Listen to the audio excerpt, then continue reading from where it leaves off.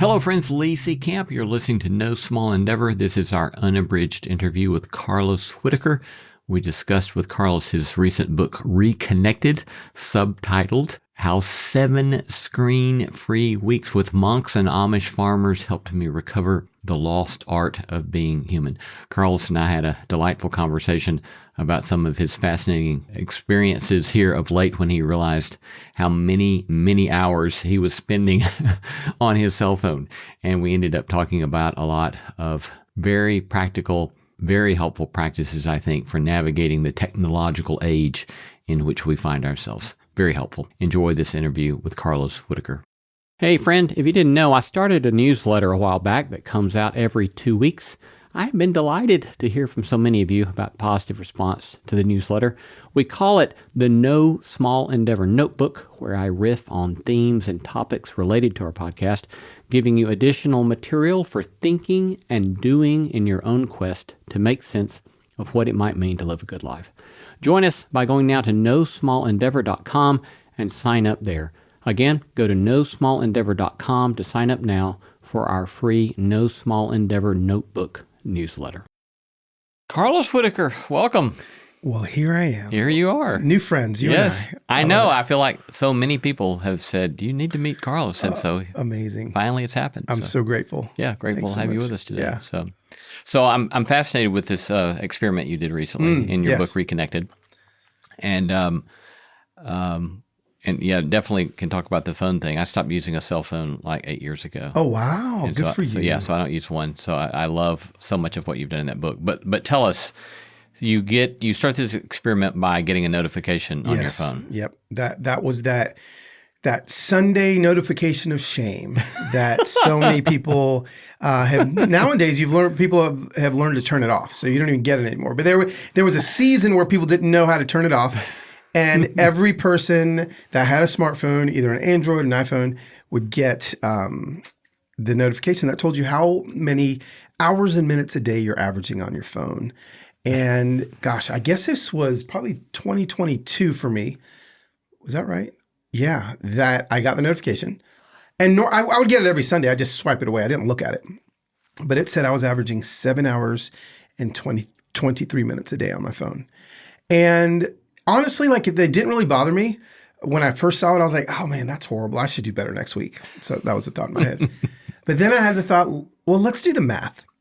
And the math is what led me to the experiment. The math can always be sobering. Yeah, the math, I wasn't very good at math in high school because maybe I was being taught to do math for things that really didn't mean anything. But when you do math for meaningful things, it has the tendency to change you. And so that math was 49 hours a week is what I learned that I was spending. So I was like, whoa, that's like 2 days of human existence a week out of 7 that I'm looking at 6 inches of LCD. That's crazy. Then I kept doing the math. It was about 100 days a year, which is sobering. Yeah, 100 days of 24 hours a day. Of 24 hours a day. So if we're just talking about a wait time. That's quite sobering. Yeah, it's even more. And then, I kept doing some math that told me if I lived to be 82, it ended up being like 14 years of my life that I was getting. And so that was like, I've got to change something. So when you realized that, I mean, what did you tell yourself about yourself at that point? I think initially the first thing I thought was, it was actually a positive thought I had. I thought especially when I went all the way to the 14 years math, I said, I can live 14 more years. I have an opportunity to live 14 more years. I just realized that I can give myself 14 more years of life. So that was the first thought I had. Yeah. And that was really probably what propelled me more than, oh my gosh, 14 years I'm going to lose. No, I think initially I was like, holy cow, I've just found out a way to give myself 14 years. Give you 14 more years. Yeah. So I'm skipping ahead, but you tell this story about an experiment you did standing at the top of an escalator in the Atlanta airport. Yes. Would you recount that? Yes. I was standing at the top of the escalator, and I can't remember if this was before or after this experiment, but I decided to count how many people coming up the escalator were looking at their phones.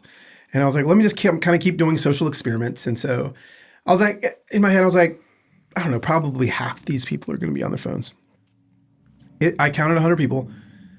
Out of 100 people, it was 100 people that were staring at their screens coming up the escalator. And I thought to myself, I mean, it's just, it's fascinating. I mean, it's a problem so much now that it's not even viewed as a problem. And I think that, last year I launched this thing called Human School, and I'm relaunching it. But I'm relaunching it differently because the pain point when I launched it was I can give you back so many years of your life of screen time. You're wasting your life on screen time. And what I noticed was that isn't pain enough for people. People have actually become comfortable with, 7 hours, it is what it is. And so I'm like, like what is the shift now? Where do we need to go to help people with this? Because it still is a problem, but people have they've just succumbed to it. It is what it is. And so it's like, how can I continue to help people realize there's better ways? Yeah. Yeah.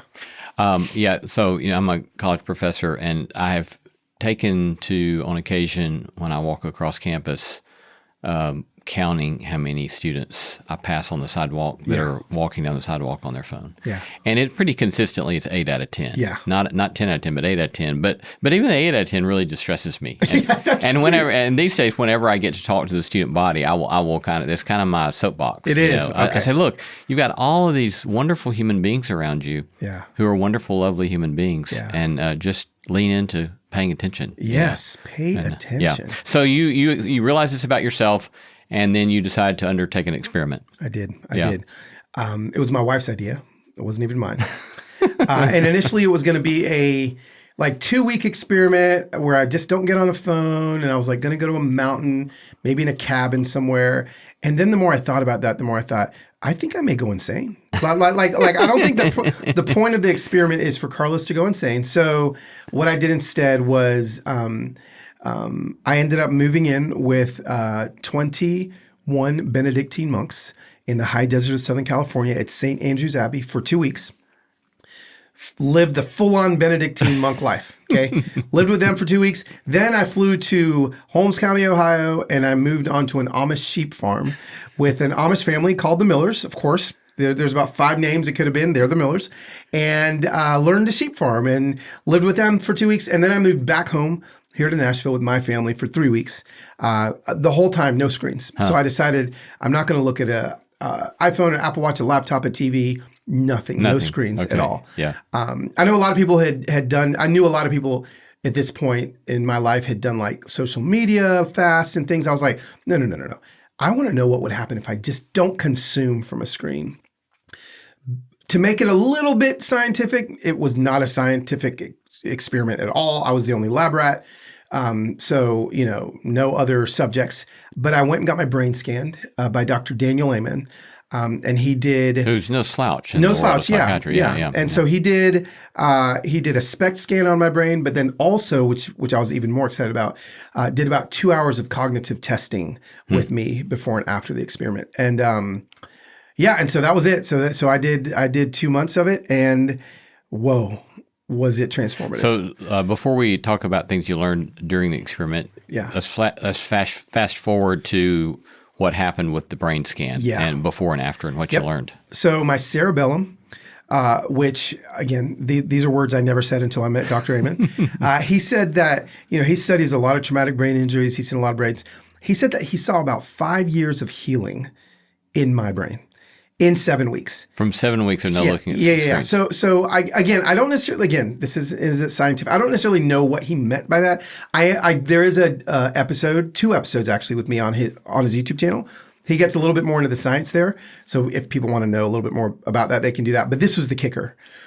My cognitive memory score. So the 2 hours of testing with my cognitive memory was very simple. I would sit in front of a computer. They would flash 20 black and white faces in front of me. I would wait 5 minutes, they'd flash 40, and I'd have to hit a space bar when I recognize one of the faces and try to see numbers and letters. I'd have to remember sequences in a row. I went from the 50th percentile of memory of men in America to the 99th percentile of memory for men in America. Yeah, that's remarkable. It's pretty remarkable. Yeah. So. So, You fly to California. I do. What's this like showing up at the Benedictine monastery? It was a 24-hour panic attack is what I like to call it. I'm going, I like get on Instagram, I log off, I tell my Instagram followers, okay, goodbye. I don't know when I'm coming back or whatever. They don't know what I'm doing, by the way. I don't tell anybody. I land, my best friend Brian picks me up. I have In-N-Out. I'm like, I don't know what kind of monk food they eat, but let me have one final meal. He drops me off.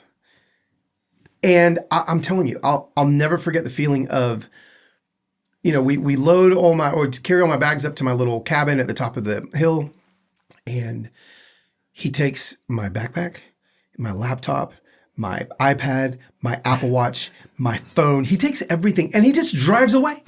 I'll never forget that he just drove away and just left me there. And I remember thinking, wow, what do I do now? I mean, it was shocking the first 60 seconds because I immediately reached into my pocket and there was nothing there. Yeah. I realized, I do this all the time.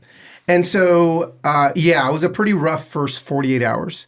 But day 3, it was like, I get it. I think this is what we were created to live like. It was pretty beautiful. Yeah. What happened in day 3 that caught your attention that way? Well, the first 2 days was legitimately, no exaggeration. I was having like heart palpitations. I'd never felt my heartbeat. It was the weirdest thing. I was like, it felt like it skipped a beat. This is weird. Night sweats. Felt like I had the flu. And Dr. Amen said, no, your brain was literally realigning and adjusting. And he's like, it'd be maybe a stretch to call it a detox, but it kind of maybe was a detox because we don't know what the input was. And then day 3, I woke up and it felt like an elephant stepped off my chest. That's the only way I can describe it. I could breathe fully. I suddenly loved the rhythm of the monks. Everything was slow, 3 miles an hour. I started noticing things because I no longer was trying to get it. I guess it was 2 days later, it stopped being an experiment about a phone and started being an experiment about being human. And oh my gosh, everything tasted better. I mean, if you haven't eaten a meal without looking at your phone, you are robbing yourself of the full flavor of everything you're eating. The silence was loud. The meals were flavorful. The colors were bright. It was so good. I'm literally, as I'm talking right now, I'm like, I want to go back. It was what we were created to be. It was pretty powerful. So what's just like your initial conversations with, I think his name was Father Patrick. What's those initial encounters with? What did they make of what you were up to? Yeah, they were definitely inquisitive. They didn't know, because they host retreats there. So they host like 2 and 3 day retreats. But they were like, nobody has ever stayed here this long. And what I think what was a little surprising was I was trying to go somewhere where there were no phones. Little did I know that monks have phones. And so that was a little shocking. Father Patrick pulls out a phone in his pocket. Well, hold on, let me see what room you're in. Whoa, you're looking at a phone to find this? Don't show it to me. Monks have phones? I was going away for this. And so, but it was very powerful, the conversations I had with Father Francis, who was a former abbot. So he was kind of the man in charge for a long time. When I knew the monastery before, he was the abbot. Now he was the retired abbot. There's another abbot. But Father Francis was who I was spending all my time with. And I'll tell you what, when you don't have access to immediate information and immediate answers about anything, but for me, it was about faith. Suddenly the questions about God began to get really big. And it was strange that I went to like a monastery, this place that, you would just assume God is there fully. But I started to just feel this chasm, like this doubt begin to creep in. And I was so grateful that maybe I had a little bit of a deconstruction moment while I was with these monks. And I started being able to ask really, big questions to them. It was a really powerful time of God, I think, getting bigger than getting smaller, as opposed to getting smaller. I feel like my view of God, my understanding, I think I used to have him in a pretty tight little box that fit really neatly. And the longer I was without answers, When I say that, answers from a device, podcasts to listen to, books to listen to, sermons to watch. The longer I was without those things, the more I had to figure it out on my own. Yeah. And I think we've forgotten how to do that. And I feel like there's a beautiful thing about doing that. That's important. You know, I think that the monastery was the first place I realized I've forgotten how to wonder. And wondering was something I had to do nonstop. And so I wondered about God, about my relationship with my wife and my kids, and all sorts of things. And it was really, it was beautiful. It was a struggle, but I'm grateful for it. And so you write a chapter on wonder. So describe that a little bit more for us as an intentional practice. What does that mean or look like so for you? I think obviously wonder has different meanings. I'm not necessarily talking about the wonder and the grandness of life, as opposed to wondering. Yeah. We're literally the first generations of humans to walk the face of the earth that are able to not wonder about anything anymore. It's even not even accessible anymore, you know, when we have these screens. So we're having a conversation, say we go to lunch, and you say the words, "I wonder," and then you would say something after that. Well, immediately what most people would do now is grab their phones. Oh, you don't have to wonder. And we look it up, and ChatGPT or Google will kill our wonder. I call it the wonder killer. Well, when I was there, I remember the first thing I wondered about was the monks were walking in 2 by 2 into the chapel. They're chanting in Latin, and they're walking really slow. And I had all these questions. Well, why do they walk in 2 by 2? And I remember reaching into my pocket, and I was like, that was the first time I was like, oh no, what am I going to do? What am I going to do not knowing the answer to something I want an answer to for a long time? And I realized God was like, you're just going to have to wonder. And I was like, whoa. And so now I'm like the wonder police. Like if anyone says I wonder, I'm the one that's like, nope, we're not going to look it up. For 15 minutes, we're just going to wonder. People hate it. But I think at the end of it, they love it. Because I'm like, let's just wonder. Let's act like it's 1988 again. Yeah. We don't have access to information. Let's wonder. So it was pretty cool. Yeah. You've just as an aside, you've already mentioned twice reaching into your pocket. Yeah. And I remember one of the ways my experiment in not using a phone struck me as making me aware of how deeply wired all this is in us was that I had my last phantom buzz in my pocket 1 year after I had stopped using a phone. Wow. And I just couldn't get over it. You know, here it is still after a year. It stopped after a year, but that was my last one. And just the way we're so constantly aware and wanting to not have any question and pause, but always have the input. And the notifications, like that was one of the biggest changes that because I'm back on my phone. I still have my phone now. So I've gone from 7 hours a day to 3 hours a day. So I've gained 4 hours of living back a day. But one thing that's helped is I no longer have notifications. My phone is on permanent do not disturb. Yeah. So because I realized for those 2 months, I never had a buzz in my pocket, a ding on my wrist. I was fully present with whoever I was with the whole time. And there were moments where either Father Francis would get a notification in the middle of a conversation with me. Excuse me, son. He'd pick it up. Okay. Oh, sorry. Anyway. And I was like, is the monk doing this to me? Is this what it feels like? He literally left where we were, went to an alternate universe for a moment, and then came back, you know? That's very funny. I've turned all my notifications off. Only my wife and my kids can get through to me only if they text me twice. So the first text, they know I don't get a notification. If they text me right away afterwards, I get one. So same with phone calls. So they know that I'm still living that no notification life. So, I mean, related to wondering there, you also talk about noticing and savoring. So unpack those for us. Yeah. Well, noticing, we talked about the escalator experiment that I did. Not a single person was going to be able to notice anything, you know, when you're staring at a screen. I think that noticing and savoring can kind of go hand in hand in when you're savoring something, you're noticing things about it, right? And so what does it really truly mean to savor? We can get used to things and no longer savor them. And I use an example a lot where, if you're walking, I was walking with my wife once I think we were in France, and there was like a store with croissants. And they were baking croissants in there. And I remember we were getting close to the store, and we both were like, "Do you smell that? Oh my gosh, it smells amazing."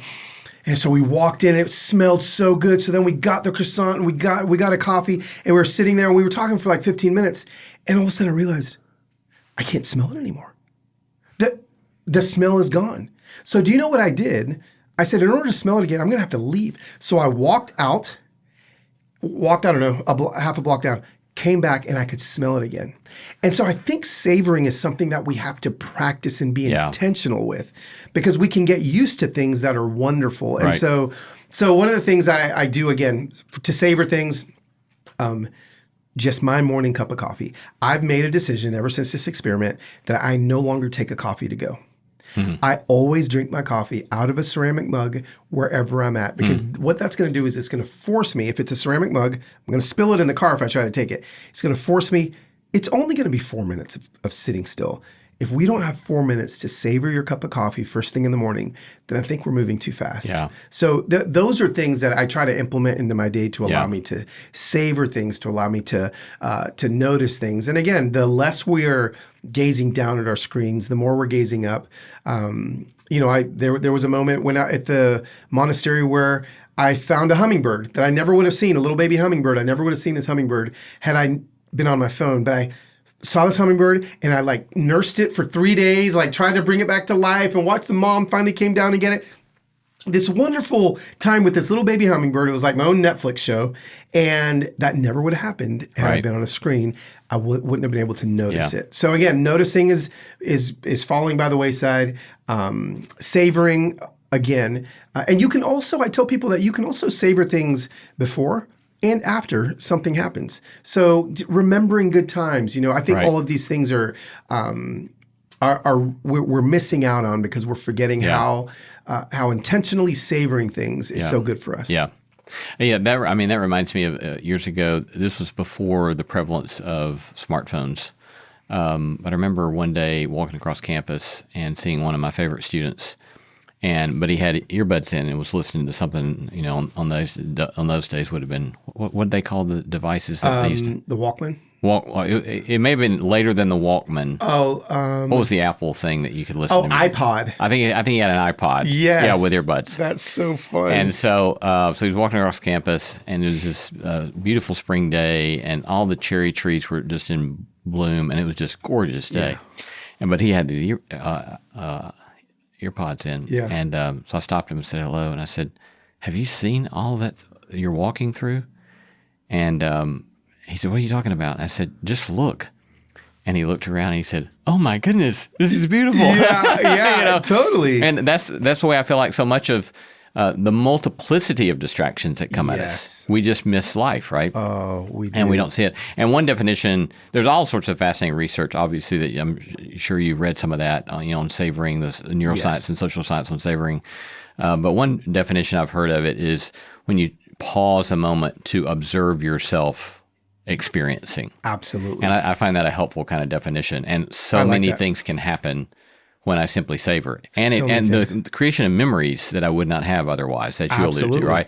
And so I think a lot of times when we think about, well, I don't remember such and so, I've begun to tell myself, well, I must not have paused to savor the moment if I don't remember anything about it, right? That's so good. But if I remember, because, when I first did my first time I was lecturing to some students about savoring, I had gone out to the other side of town to a doctor's appointment, and I was rushing back to get to campus to teach my class, and I needed a quick bite for lunch. So I went into this place to get a hamburger, and I just started scarfing the hamburger down. And I told myself, wait a second, Lee, you're about to teach on savoring, and you're scarfing this burger down. But even now, as I recount this, right, I'm right there. I know what it tasted like. I know what kind of burger it was. Yep. And I know where I was sitting when I ate that hamburger. Yes. But without some sort of savoring, we lose some, not only the current experience, right, but the pleasing memories. Memories. I love that. Yeah, afterwards. It's so true. I mean, if you think about it, we're the only quote unquote animals that do savor. I mean, if I were to stick a honey baked ham in front of my Bernese Mountain Dog, there would be no savoring involved. He would devour it, right? And so it's like, he doesn't even have that part of his brain there, but we literally can savor things so slowly, Yeah. you know? I think it's important. Yes. It's important. Yeah.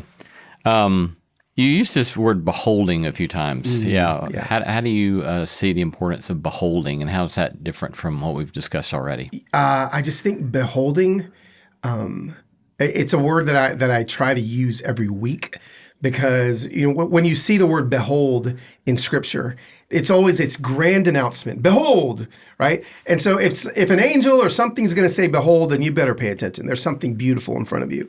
And so I like to find what are the behold moments every single day. There are things to behold every single day. It's the same thing with noticing, right? It's like you have to find the behold moments. So one example I use a lot is, so when I was there, Father Francis told me to go up on top of this mountain and behold. The storm was rolling in, and sure enough, it was this behold moment. This, rolling in, the clouds rolling in. I was like, oh my gosh, God is huge. This is amazing. But then I came home and I was like, how do I behold things in my everyday Creve Hall, Nashville neighborhood? And I remember walking out my front door after it rained and seeing like a roly-poly. You ever seen these little roly-polies? And I remember playing with those when I was a kid. And so as like a 47-year-old man, I remember I got down on my belly and I just started watching this thing. And I don't know, listeners, if when the last time you looked at a roly-poly was. It was the craziest thing I've ever seen. I'm like, this is like this mini dinosaur encrusted in this hard shell with thousands of little feet. It looks like a little rhinoceros. And then I would touch it, and a human being could not draw a more perfect circle. That thing would roll up into a marble, and I'd flick it, it'd roll, and then after a second, it'd spread back out. My jaw was hanging on the floor, and I was beholding a roly-poly. And so I just think there's all sorts of stuff around us that we can behold. And the more I try to find one a day, and behold something every single day. Yeah. I mean, that reminds me, there's a guy at Stanford who's written this book on, done a huge amount of research on awe.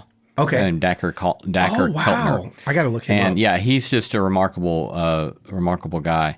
But that's one of the key things that he points to is just in wonder looking at the things that are around us, right? Yes. And if we just take the time to carefully, closely observe, it's incredible, all that is around us. Incredible. I was, right before I came here, I'm decorating my front yard in Creve Hall. Like I am Clark Griswold, right? So like I've got the lights and the blow ups and all these things. And I just started putting my blow ups up. I've got this 20-foot snowman, this 20-foot Rudolph. Well, I just put up the 20-foot snowman. I must say to those listening, I don't know when this interview is coming out, but we are a long way before Christmas. Oh yeah, no, Carlos. I need to let people know. Yeah. I start Halloween is Christmas season Eve for me, just so everyone knows. So I've got my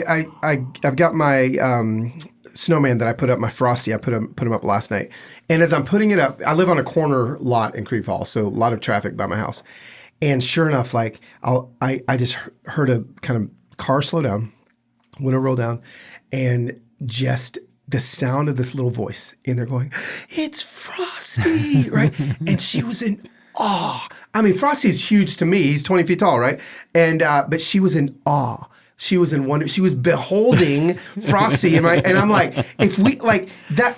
I gave her a behold moment. Like we need to find more of those in our lives. Yes. Learning to do nothing. Oh, what's that been like for you? That was hard. I'm a learner. I'm curious. I want to always be learning. And so I love to, YouTube videos and podcasts. I want to learn. Well, when I was there, I had no podcasts. I had no. Now, I actually even had to put a limit on, there was a used bookstore at the Abbey that I would go down, and I was like just pulling all kinds of books on the Big Bang and all sorts of things. I'm like learning, and God was just like, no, it's just what is it? Just do nothing for a day. The Amish, they're the ones that really, I think for me, showed me how important it was to just stop, just rest, do nothing. And that's hard, especially in a culture, in a society. I mean, if people are listening to your podcast, then they're learners and they're wanting to grow and they're wanting to, but I think every once in a while we've got to get back to a place where we just stop, where there is silence, where we're not learning anything, where we're not going. One of the assignments that I give my human school participants is I have them go on a walk somewhere, find a bench, and sit there for 30 minutes and just do nothing. Nothing. No podcasts, no journal, no book. Just sit. It is the most difficult assignment that anybody has. The whole 8 weeks that I do this thing, because people just don't know how to do that anymore. Luckily for me, I've learned how important it is that I slow down, because a lot of people will say, Carlos, life's speeding by us. Actually, I think we're the ones speeding by life. Yeah, right. Yeah. Thich Nhat Hanh has a book entitled How to Sit. Oh, wow. Yeah. And it is an art. It's a lost art, right? It is a lost art. And I think that I have a spot on my front porch where I try to sit a lot. Yeah. But have to regularly let go of the temptation always to be reading something. Yes. Right? But instead learn to just sit. This is pretty new to me, this new kind of practice that I have. About a year ago, I started, I think as I'm getting old, waking up like 5:30 in the morning for no reason, just bing, wide awake. So I was like, you know what? I'm going to go out 5:30 and have my Bible, have my quiet time, do my journal, have my coffee. So sure enough, I started waking up 5:30. The sun was rising maybe at 5:25. So I was like, sweet. So I just get going. Well, a couple weeks ago, time changes. And I woke up when the time changed and it was pitch black outside. And so I walked outside. I was like, oh my gosh. So then I grabbed my phone and the light and I grabbed my journal and all these things. And so I was like, I got to keep going. Well, I was like, wait a second. What if the sun's not going to rise till 6:10? What if I just sit here? Once the sun rises, then I can start going and learning. It's been the hardest but coolest reminder that, Carlos, it's dark. So why don't you just watch the sunrise? And now I'm listening to the birds slowly wake up above me. I mean, they literally wake up. Yeah. I don't hear a bird, and all of a sudden hear one. Yeah, that's right. And another one, and then more. And I'm like, oh, and then watching them, then the sun hits. It's actually been the coolest new little season of, I can't get up at 5:30 and start, hustling. I actually just have to wait for the sun to wake up too. It has been so delightful to see more and more listeners like you sign up for NSC Plus. Our growing community is made up of intelligent and thoughtful people looking for a holistic approach to human flourishing. Signing up for NSC Plus is also a way to support the show and the work we're doing, and in fact, we depend upon that kind of support. But in addition to supporting the show, you'll get exclusive access to bonus content, and the No Small Endeavor you've come to love will be completely ad-free. In fact, you won't even hear ads like this one. So go to nosmallendeavor.com and click Join NSC Plus to become a member of our community today. Join for as little as $5 a month. Again, go to nosmallendeavor.com, click on that red button that says Join NSC Plus to become a member today. Probably 3, 4, 5 years ago, I started on, I don't do it by far, not even close to every morning, but often I will just sit and watch the sun come up when it's still dark. Yeah.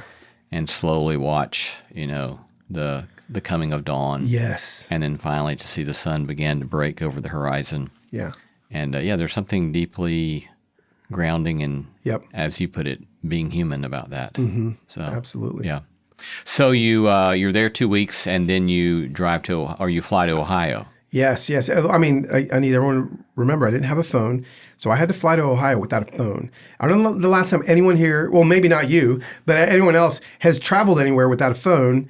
I had to go with my ID to the front desk and get a paper boarding pass from the lady at the front counter, and then there's screens everywhere. There's screens on the urinal in the airport. There's screens on the seats behind, so I'm trying to avoid these screens. But then I land in Cleveland, Ohio.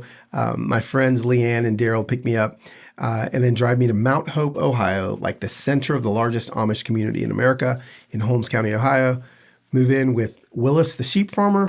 And let me tell you, it was whiplash, because if living with the monks was like living in a cave with David in the Psalms, moving into Mount Hope, Ohio, this tiny little horse and buggy town, was like moving to downtown Manhattan. Huh. I'm telling you, these Amish people, I was so exhausted by the end of the first day there, because they do so much. The monks was like, be still and know that I'm God.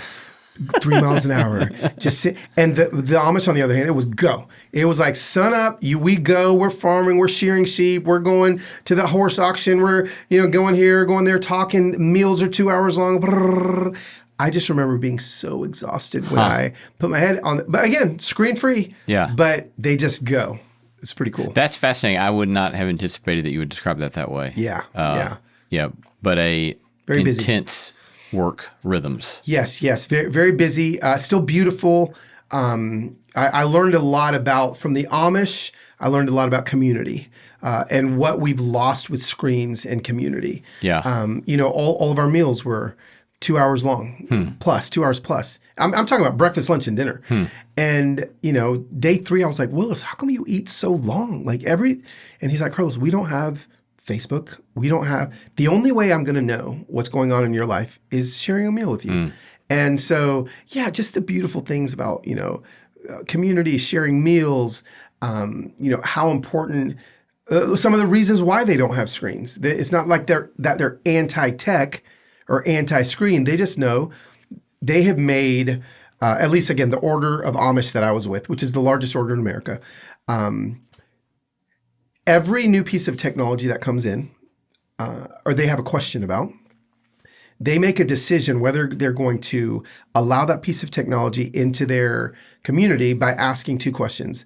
Will this piece of technology, whether that be a wheel or whether that be whatever it is, bring us closer together or pull us farther apart? That's it. And so they're like, that's why we're never gonna have TVs, because they're gonna take us farther apart. That's why we're never gonna have cars, because cars will have us too far apart from each other. If somebody's in need, now we're forced to be close together. So we will never be too far away to help each other. Whereas if we had cars, I could be in Cleveland, Miss Betty's barn burns down. It's going to take me hours to get to her. Now it's going to take me minutes. So those are a lot of the things that I was learning about community from the Amish.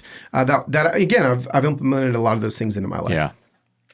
Other kind of observations about the way they do community that's made possible by not having such indebtedness to technology? Yeah, I think one of the things that they are trying to hang on to, and it actually was very sobering to see how even the Amish are having to make exceptions with technology in order to maintain their way of living. They used to just be farmers. And that was the rule. You have to farm by horse. Well, what happened? More corporate farmers started to come in, and suddenly they could no longer support their community by just farming. So what do they have to do? Okay, now you can use a gas-powered this. So they're continuing to evolve, but I could see the sadness because they're actually getting to the point now where they're like, the Amish may lose the whole horse-drawn plowing. Because if you think of Amish, you think of giant horses that are pulling plows. Willis told me, he's like, I think in the next 5 years, we're going to have to go to tractors because we're just not going to be able to do it. So I think what I loved about them is they are just doing as much as they can to conserve the old way of life that has kept them close together. But they still have to make decisions to release some of that every once in a while. They're like, maybe in 100 years, we'll be, where you feel like you are right now. It's like the most old school version of what you do is probably where we're going to be, and we just always want to be like 100 years behind. And so, I think I was really challenged by that. I was encouraged by that, but also I think that one of the things that I appreciate about the Amish in their Sunday services. So I got invited to go to church with the Amish, which was really fascinating. They were like, we haven't had a non-Amish person in our church in like 20 years. And so they're not very evangelical. They're not going out and trying to turn people Amish. And also I didn't understand it because it's all in Pennsylvania Dutch, right? So they're speaking a different language. But one of the things that was cool about how they do their faith gatherings is they don't have big church buildings. They meet in each other's barns. So every Sunday they have like a They have a pew and a hymnal buggy that gets pulled by a horse to the next person's barn that they're going to meet in. And then all of those pews get set up in the barn, and then all the hymnals get set out, and then everyone kind of goes from house to house. I loved that. It was actually really, really cool. Now, the men sit on one side, the women sit on the other. They face each other. The men greet each other with a holy kiss. I wasn't prepared for that when I first met there, showed up. But there was a whole bunch of stuff that I actually was like, I don't know, man. Like, I think, I think there's some things we could learn from even their faith tradition that was beautiful. I think that the way you described that, I think I've so often heard Amish folks just dismissed out of hand and painted as this kind of legalistic people. Yeah. And it's like, well, obviously they believe in technology because they're using all sorts of technology, right? But those questions that you asked, what is this adoption of the next technological artifact? Yes. What's that going to do to our community? Yes. What kind of people are we going to become if we do that? That's the question, right? That's the question. And that's the beautiful question that we all can adopt. Yep. Right? We can all ask ourselves questions about, if we bring this into our lives, how's it going to shape my character? What kind of person am I going to become? And think about that with every app you put on your phone. Yeah. It's so important. Great example. The Amish. I was very surprised that I saw so many Amish people on e-bikes riding around. E-bikes. Zipping around on their e-bikes. And I was like, wait a second, what's going on? And they're like, Willis was like, hey, listen, this is cool. An e-bike, the battery is only going to last about as far as a horse and buggy can take us. So the church realized e-bikes are more efficient, but also they're not going to take us too far away from each other like a gas-powered something would be. So when you go to the auction in Holmes County, Ohio, you will see 50% less horse and buggies and tons of e-bikes all there. And so you'll see Amish on e-bikes zipping around everywhere. But that again was a decision they made. That piece of technology is not pulling them farther apart, is not taking them farther from who they want to be. They just want to make sure they stay together in community. Right, yeah. Pretty cool. Did you have any conversations with him about, I've only heard about this and I've not read any kind of academic sources or studies on this, but my understanding is that when young men, and maybe young women as well, I suppose, hit 18, that they kind of have a year or more of kind of sowing their wild oats to decide what would you learn about that? Yeah, no, it's a thing. It's definitely a thing. And I can't remember the exact name of what it's called. But there were times, so we'd sit every night on their little porch and have coffee. And that was another thing that the Amish do is they drink caffeinated coffee at like 9 p.m. It's crazy. But they work so hard, it doesn't even affect them. But we would hear sometimes horse and buggies would come by with like boom boxes in the back. This is not an exaggeration. So one time, the horse and buggy comes by and had like Jay-Z playing in the back, and they're like, oh, there's whatever, and he's in his year of sowing his oats or whatever. And so our friends Leanne and Daryl, he was former Amish, and when she was, I guess, 19, living in her, she's not Amish, living in her house, her dad hired an Amish man and his son to come do something with the fireplace. That was, D was the son, and Daryl was the son, and he was sowing his quote-unquote wild oats in that season, met Leanne, walked in, they locked eyes, fell in love, and he's like, I'm not going to be Amish anymore because I want to marry her. And so yeah, a lot of the Amish, do that. But this is also something else that I want to let people know. I think we also hear about like Amish shun, like you're not allowed back in. That is not what I saw when I was in that community. There were so many, just the family I was with. You got Christina, she's Mennonite. She left the Amish church, and she's the daughter of Willis and Kathy, the Amish farmers. But she lived on the farm with them, had a car, and just lived in a separate little building. And they were super close. And then Tim, their other son, is also Mennonite. But then Kathy, their daughter, is Amish. And so they still hang out every day. They still have meals together. And so one thing Willis would tell me is, because I did ask him, are you sad that 2 of your kids decided to not be Amish anymore after sowing their wild oats? He's like, yeah, like I'm sad. One of them decided to stay, but I still love him. And they're still family, and so I just thought that was beautiful too. Yeah, yeah. You had a incident that wasn't so successful driving a haymaker, Oh yeah. hayraker. Yeah. The rake. Willis let me be in charge of steering the 4 horses. And I've got video evidence. I literally, so I didn't have any phones with me, but I did have my GoPro camera. And just imagine for a moment, Willis was like, okay, I want you to do it. He taught me for maybe it was like 7 days. He's teaching me.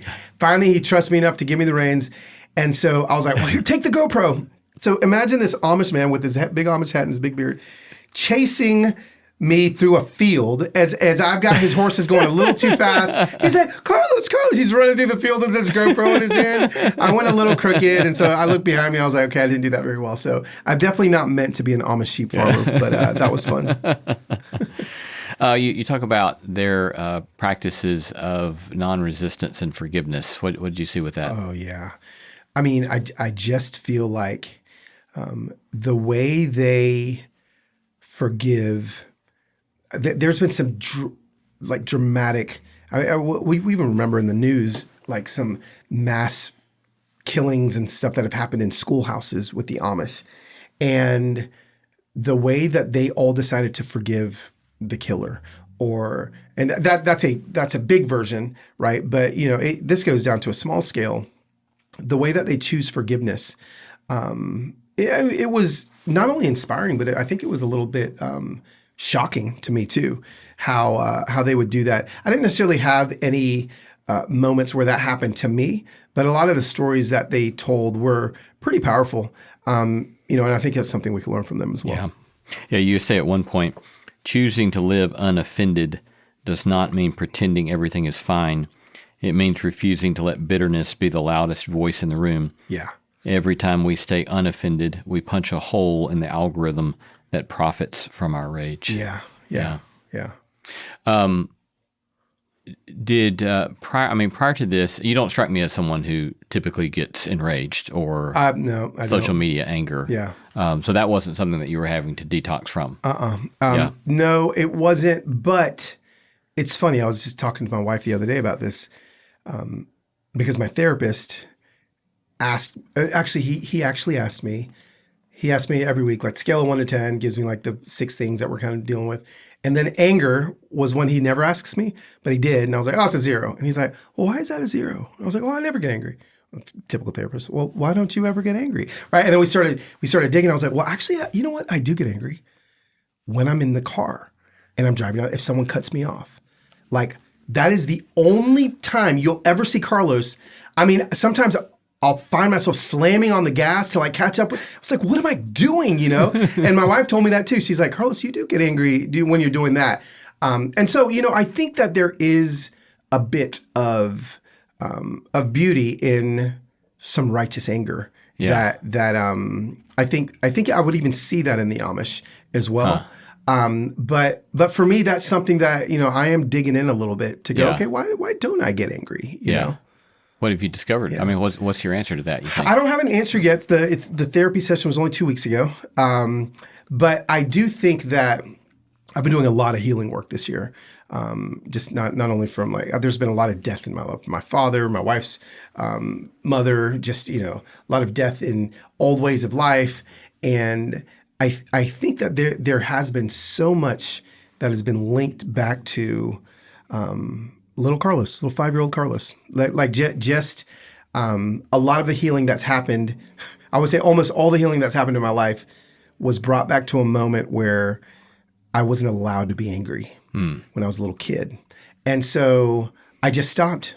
It was like shutting off the volume pedal on a guitar back in 1979.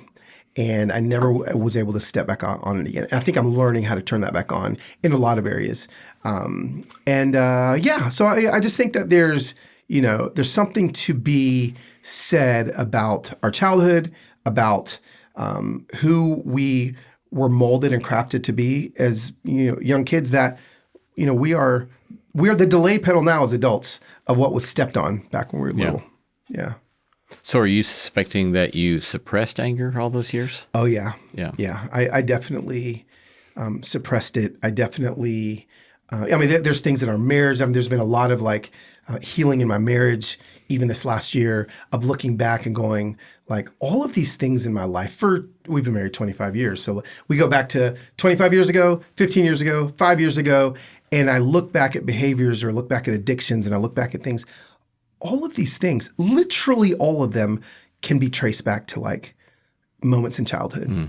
And not to blame childhood for all of your actions as adults, but to be able to find the root is like, there's just been such deep breaths that have happened in my life and in my marriage and all sorts of things this year that I think have happened because of the hard work that has been done for me in therapy this year. But also, I'm going to liken this back to my book, Reconnected.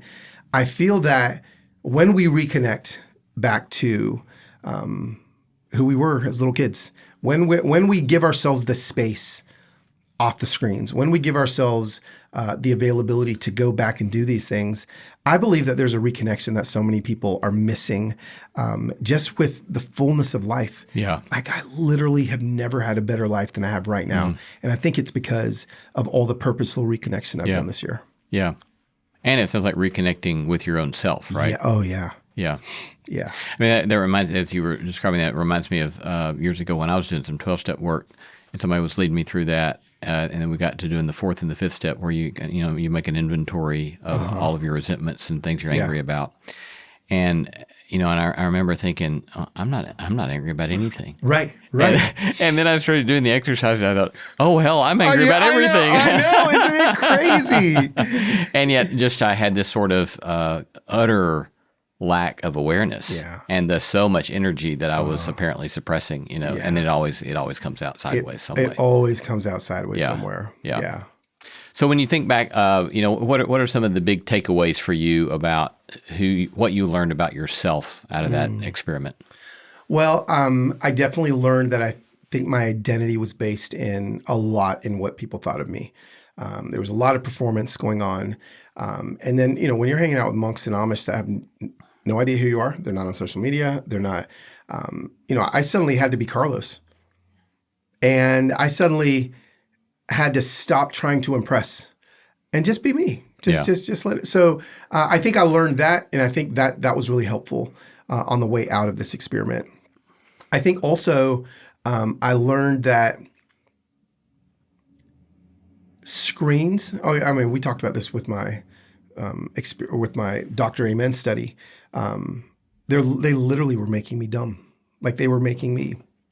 I think we will, and there's a lot of research done already. I think there's going to be a lot more that come out in the next decade of what the damage that's actually happening in our brains. And so I've purposely cut that back. I think that's helpful. I think something else that I've learned about myself is I was never fully present, ever. And so I think I was uncomfortable with eye contact. Honestly, I was uncomfortable with eye contact in the mirror with myself. That was one thing I learned as well. Wow, like I don't think I could really even look myself in the eyes, And so presence was such a huge thing that I now am fully present. Again, no notifications, so I am fully present in every conversation. Studies show that even one buzz in your pocket, even if nobody else knows it buzzed, is going to take you away for 18 seconds out of the current present conversation that you're in. I think I learned that. And I think obviously there's been a lot of learnings that have compounded on top of each other since then. I think that, this year of healing for me that we're in, I think a lot of that healing was accelerated because a lot of what I learned during these 2 months of being screen-free, as well. I think that I think one of the things that has been really powerful for me this year that I learned from some of the monks is the difference in punishment and how we punish. And this is something I learned from the monks and even a little bit with the Amish. But one of the monks would tell me that, Carlos, like, Christians love to punish each other. We love to punish each other. We love to punish ourselves. But true transformation doesn't come from punishment. It comes from power. And when you empower yourself, because normally what we end up doing is when someone does something wrong, we punish them. But even in my parenting now with my son, when I came back, this was crazy, transformational. This came from the monks. I stopped punishing him if he did something, taking his phone. Because what does that do? It does nothing. Instead, I would give him power. and say, actually, Losiah, you're in charge. You're actually in charge of the future. Because there is a consequence for your actions, but also, so I think he came home late, and I took his phone. I said, "Give me your phone. I need your phone." Then he came to me and he apologized. He's like, "Dad, I'm sorry, I was late." I was like, "Okay, why?" And he's like, "Well, I don't know, because I should have been home at 10. Okay, why?" I started asking why. Started getting down, and he would get frustrated at the beginning when I started doing this. But what I wanted to do is give him the power. So finally, ultimately, he's like, "Well, I don't know, because I'm supposed to listen to my dad." Why? I'll never. He was getting so mad. He's like, "Well, because you love me." Ah, yes. Why? And he got all the way down. It took 40 minutes of him getting so frustrated, and he goes, "Because I think what happened is I didn't treat you. You love me so." This is what he said. He said, "You love me so much, and I don't understand how much you love me, and it hurts you that I was." And I literally grabbed his phone. And I said, "There you go. It's yours." He was surprised. He thought I was going to keep his phone for 2 weeks. I was like, "No, I wanted to give you the power to find out what it is. What was the point? What was the pain point there?" Gave him his phone back. Well, everything in my life has turned into that ever since this punishment versus power thing with these monks. Getting over the punishment paradigm, that's been truly transformative for me this year as well. Huh. I know that was a little aside, but it was. Yeah, that's fascinating. Yeah. What have you not done as well as you might hope following the experiment? I think I've done the easy stuff well. Bought an alarm clock, charged my phone in another room, subscribed to a newspaper, deleted all the news apps off my phone. I get the Tennessee on my front porch every morning, just like, leave it to Beaver. But what I haven't done well, I think, is maintaining the wonder in my relationship with my family. I think there was my daughter, during those 3 weeks I lived at home with no screens, said, "This is the purest version of a dad I've ever had." Whoa. They've lost that. That pure dad's gone again. I'm back on, I find myself, even last night, I'm in bed scrolling, my wife's scrolling too. And I'm like, what am I doing? 30 minutes later, went and put my phone back in the kitchen, but I think I've just lost some of the, what's the word I'm looking for? Just intensity of how beautiful it was to be screen free. And I've just gotten used to it again, and so, I think I've gotten numb a little bit to that. One other thing that I used to do that I no longer do is, when I'm traveling, I still would always not have a screen when I ate. So I wouldn't scroll on my phone like that, but I found myself doing that again, and so I want to get back, because there was some beautiful, beautiful conversations I had, people that I met when I'd be on the road and just eating. It's a strange thing to eat in a restaurant with no screen if you're by yourself, and have, I'm just looking at people. Right. I don't want to look down. People are like, "Well, this is awkward. Do you need something?" I was like, "No." And so, so I could probably do better at that as well. Yeah. You told me before we started taping, you just finished a new book. I did. Yeah. What's that about? So it's coming out next year. And I have so many friends of mine that are my age, 10 years younger, 10 years older, that have worked as they're super successful. They've followed the plan. They've done all the things. They've accomplished everything. And they're looking around going, "Well, what else is there? Why am I not fulfilled?" So the book is called Burn the Blueprint. And I'm helping people trade blueprint living for a compass, and build a compass instead, finding true north. And so I just think that we're a society that, post-World War II, suburbs, white picket fence, 2 kids, dog, all these things, and it just isn't fulfilling. Yeah. And so helping people build a compass. Yeah. So those 3 books, your first book, Being Human, second book on reconnecting as a human, and then this new book on finding a compass for what it means to live a human life. Yeah. I mean, those are obviously all big picture, perennial existential questions about what does it mean to be a human, right? And what kind of life is a life worth living. What I'm curious about is why your particular life has led you to asking all of those kinds of questions.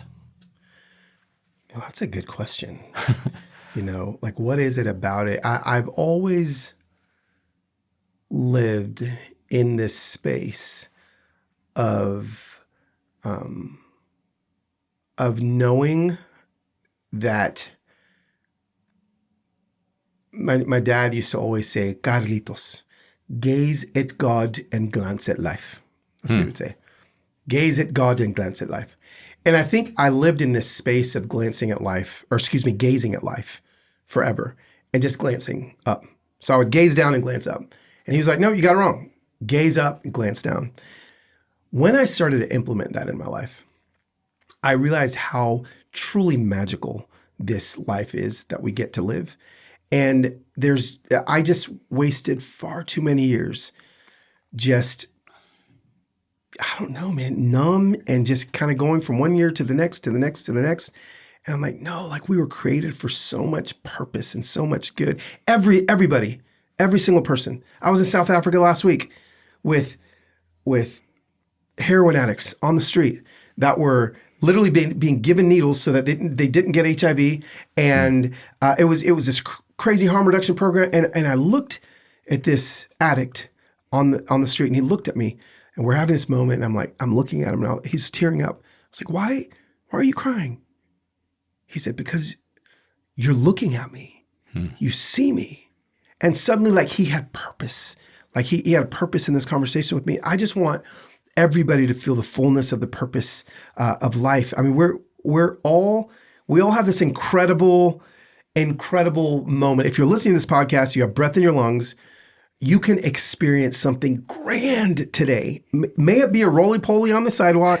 May it be a thunderhead, showing up in the distance. May it be a conversation of reconciliation with somebody that you've been bitter with for a long time. There's all these beautiful moments in front of us. And I feel like God's put it inside of me to help people find those things. Yeah.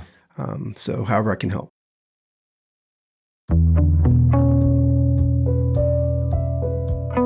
Talking to Carlos Whittaker. Thank you, Carlos, for the lovely conversation and the grand experiments you're doing in life. There we go. Yeah. I love it.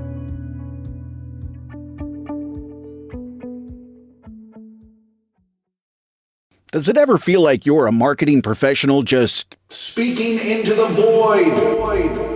But with LinkedIn ads, you can know you're reaching the right decision makers, a network of 130 million of them, in fact. You can even target buyers by job title, industry, company, seniority, skills, and did I say job title? See how you can avoid the void and reach the right buyers with LinkedIn ads. Spend $250 on your first campaign and get a free $250 credit for the next one. Get started at linkedin.com/campaign. Terms and conditions apply. It's football season, and you can now get almost anything you need for game day delivered with Uber Eats. What do we mean by almost? Well, you can't get a running back delivered, but you can get baby back ribs delivered. A strong defense? No. A strong deodorant? Yes. A six-pack of abs? Nope. Six-pack of beer? Yes. Get almost anything for game day delivered with Uber Eats, official on-demand food delivery partner of the NFL. Order now. Alcohol 21 plus and in select cities. Product availability varies by region. See app for details. Our thanks to all the stellar team that makes this show possible. Christy Bragg, Jacob Lewis, Harriet Harmon, Jason Cheesley, Sophie Byard, Kate Hayes, Mary Evelyn Brown, and Audrey Griffith. Our theme song was composed by Tim Lauer. Thanks for listening, and let's keep exploring what it means to live a good life together. No Small Endeavor is a production of Tokens Media, LLC, and Great Feeling Studio.